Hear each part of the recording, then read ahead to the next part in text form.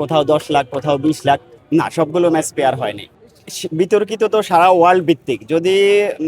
যদি বিতর্কিত কোনো কিছু হয় ইংল্যান্ডের সাথে বা আর্জেন্টিনা যদি ফাইনালে যায়, যদি বিতর্কিত হয় তাহলে আর্জেন্টিনা কাপ নেওয়ার দিক থেকে এগিয়ে থাকবে। আর যদি কোনো বিতর্কিত কিছু না থাকে তাহলে 100% স্পেন কাপ নেবে। না, সবগুলো ম্যাচ পেয়ার হয়নি, বিশেষ করে আর্জেন্টিনার ম্যাচগুলো বিতর্কিত। এটা জি, মিশরের সাথে ম্যাচটা দেখেছেন? ওটা তো সবচেয়ে বেশি বিতর্কিত।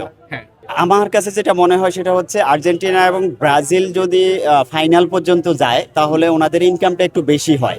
অর্থাৎ আমি আজকে দেখছি আর্জেন্টিনার ম্যাচের এক একটা টিকিট নাকি বাংলাদেশি টাকায় কোথাও দেখছি 5 লাখ, কোথাও 10 লাখ, কোথাও 20 লাখ। কতটুকু সত্য সেটা জানি না। অর্থাৎ ফিফা এবং রেফারিরা চাচ্ছে যে তাদের অন্তত একটা দল, আর্জেন্টিনা এবং ব্রাজিলের একটা দল সেমি অথবা ফাইনাল পর্যন্ত খেলুক, এতে তাদের হিউজ পরিমাণে টাকা ইনকাম হচ্ছে, এরকম চিন্তা ভাবনা। হ্যাঁ, স্পন্সর বা আর অনেক কিছু তো আছেই।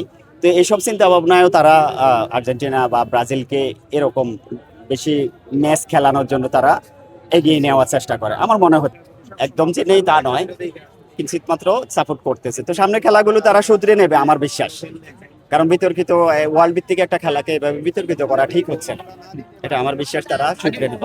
বর্তমান বিশ্বকাপে ক্লাবের খেলাগুলোতে হালকা পাতলা, কিন্তু এবারের মতো অর্থাৎ চলতি বিশ্বকাপের মতো এরকম বিতর্কিত এত বেশি হয়নি, আর কখনো দেখিনি আমি। অর্থাৎ আমি 2006 সাল থেকে ভালোভাবে খেলাগুলো দেখি, তো এত বিতর্কিত কোনো খেলা দেখিনি ওয়ার্ল্ড কাপে। দেবো না, আর্জেন্টিনাকে পুরো দেওয়া যাবে না, কারণ আর্জেন্টিনার টিম বা তাদের কোচ বা তাদের প্রেসিডেন্ট ভিত্তিক হয়তো বা তাদের সাথে কোনো আন্ডারস্ট্যান্ডিং থাকতে পারে, কিন্তু এটা আমি ফিফাকে দোষ দেব। কারণ ফিফা তো আর্জেন্টিনাকে নিয়ে খেলে না, 48টা দলকে নিয়ে খেলে। অর্থাৎ 48টা দলকে সমানভাবে তারা নজর দিতে হবে, কাউকে বেশি দিবে কাউকে বেশি কম দিবে, এটা তাদের উচিত হবে না।